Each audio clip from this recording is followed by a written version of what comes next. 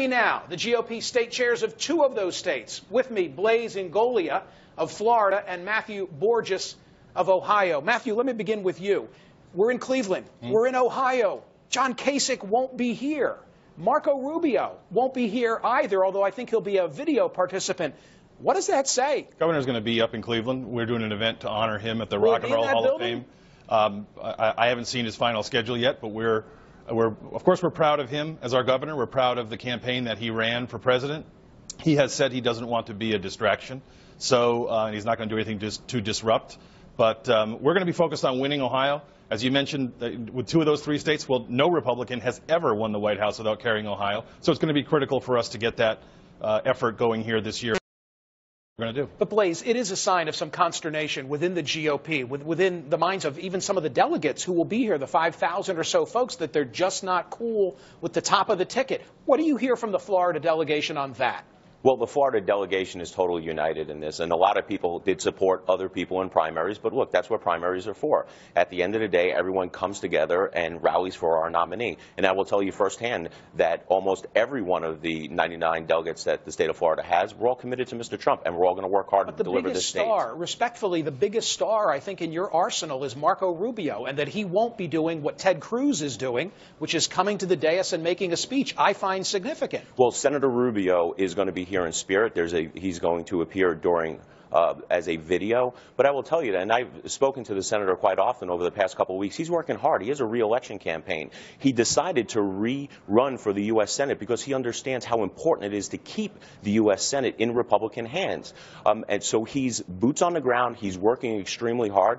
I sort of agree that he needs to be making sure that we're campaigning, keeping the U.S. Senate in Republican hands. Florida has seen a change. If Quinnipiac is to be believed, in June, Hillary Clinton had an advantage. I think it was an 8-point advantage. Now it's a Donald Trump slight advantage. Ohio has been neck and neck, remains neck and neck. Do you attribute the flip in Florida to the email issue that she had, with the way in which James Comey came out and said, we're not recommending charges, but she was really careless? Well, the first thing I would say about the polls, the only thing consistent about the polls, especially in Florida, is that they're inconsistent.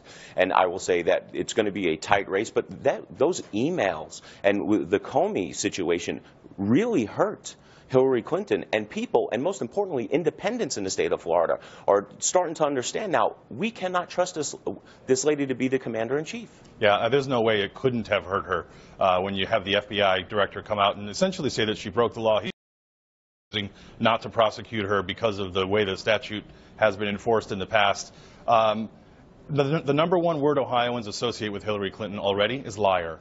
Not dishonest, not trustworthy, liar. And so this didn't help at all with that situation. And she has a higher, she has a 60% disapprove rating in the last poll that was out in Ohio, and it's going to be very tough sledding for her. New York Times this week, I'm doing it from memory, but I think that the number was 67% of Americans, not Republicans, Americans don't view her as honest and trustworthy. So that's the Achilles heel. But is there love in your delegation for Donald Trump?